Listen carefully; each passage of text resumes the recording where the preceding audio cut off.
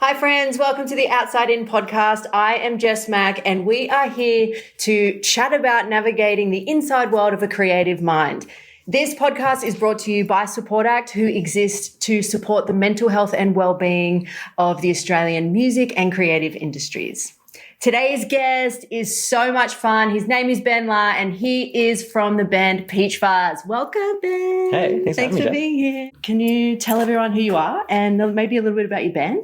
Yeah, so my name's Ben. I sing and play guitar in a band called Peach Fuzz, and we're just very indie. Well, I don't want to say indie rock. Everyone says that, but that's fine. You say that to get your foot in the door, but really it's more like power pop, alt rock, sort of like guitar riff driven pop songs and stuff like that. And we're based in Melbourne, and in the last few years been lucky enough to sort of grow a bit and go on our own headline tours and support a lot of our favorite acts around Australia and just having a good old time. Yeah. Have you tried anything else? Have you tried not doing it? I used to be really into drawing, and I was going to study to be an architect, and then I did one semester and I was like, this sucks. Yeah, this is not for me. I'm going to not do this.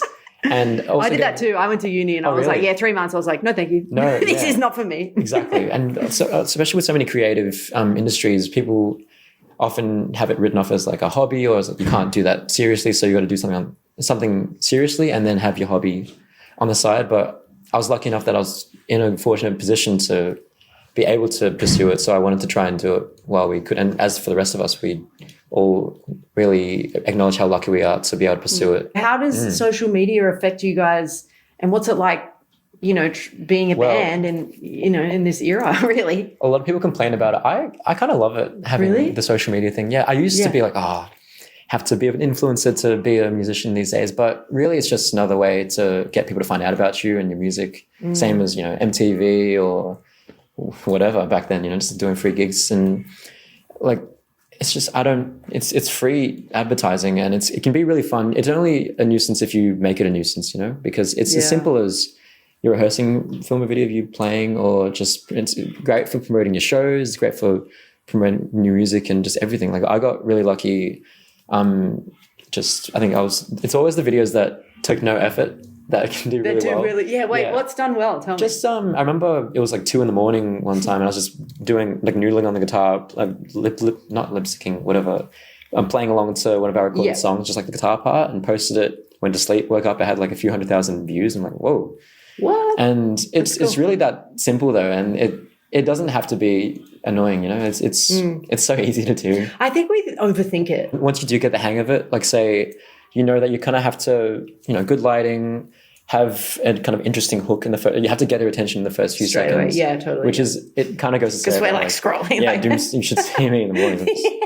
To wake up, it's an hour of doom scrolling. But, it's not too bad thinking about it. You just want to get their attention. Same way with a song, you kind of want to hook them in. Otherwise, people won't listen to it. You don't want to be making stuff just for other people, but you also want to have people in mind. Okay, so I want to talk about mental health and how you sort of navigate being a young musician and how it's talked about around you guys. Well, I guess the big things are say social media and the very fast pace of everything. Not just social media, but that attitude with music of how fast the turnover is and how attention spans and everything. So it's a very fast moving, at least for some people, it's very fast moving and kind of hard to keep up sometimes.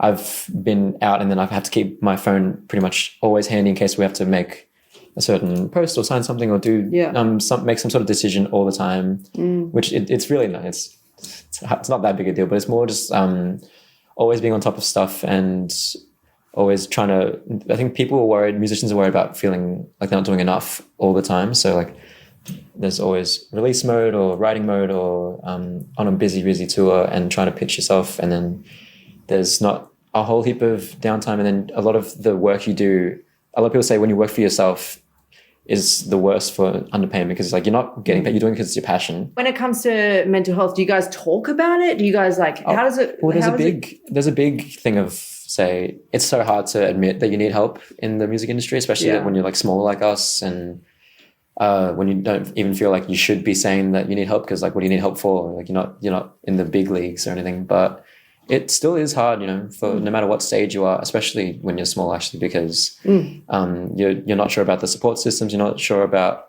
if you're even going to make it, and so you don't know who is there for you, who you can trust. Opening up, I think, and talking about it can sometimes be really hard too, because it's like, you know, you don't want to feel like a burden, but you also like, you know what I mean? Like it's sort of, I think there's still a lot of conversation to be had about it. But I think the great thing about, or one of the many great things about the Support Act Wellbeing Helpline is that it's obviously free, confidential, all of that stuff, but like you don't have to be in full-on crisis to call them, and you don't have to be in like, you know, like it doesn't have to be, I don't know, I think people have an image of like, oh, I've got to be like fully breaking down, or maybe like I've got to be in like on the edge, or I've got to be like this huge big artist. It's like, no, like we're there to help. And like, you know, I think the other thing too is like you'd be surprised at how much your friends and people around you like want to help. Yeah. You know, like it's like if you're okay, like just it's like, all right. Sometimes Like, it's fine to, because so many people bottle up and then feel like, oh yeah, I don't want to be a burden. I don't want to put this on someone else. But it's really nice talking to someone. Yeah. And oftentimes like your friends will want to talk. Exactly. Or just like that. Yeah.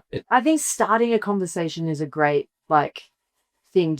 Even just asking friends like, "Hey, going? Like, is everything all right?" You know, like just to check in. I used to do that with my friends during COVID. We'd be like, just text, just mental health check in. You guys all right? Is everyone okay? Like, I just think it's like it's actually one of the easiest things to do. And then like it gives people the opportunity to be like, "Nah, I don't feel good," and all right, let's have a chat. So many musicians who I am friends with or know need something like this. Like, So, what would your advice be to younger people that you know need help?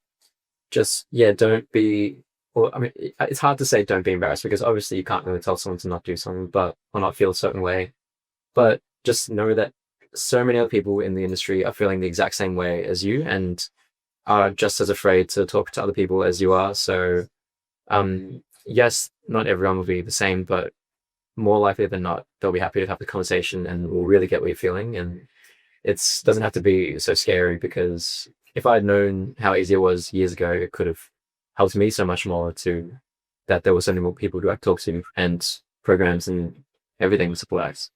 So just don't be too afraid to reach out, and also just, you know, support one another. Everyone's kind of in the same boat. Thanks for hanging out and chatting. Thanks so much, Jess. Nice to meet you. Nice to meet you too. Good luck with the band and touring and Thanks. everything. I can't wait to see you play. Yeah, thank you.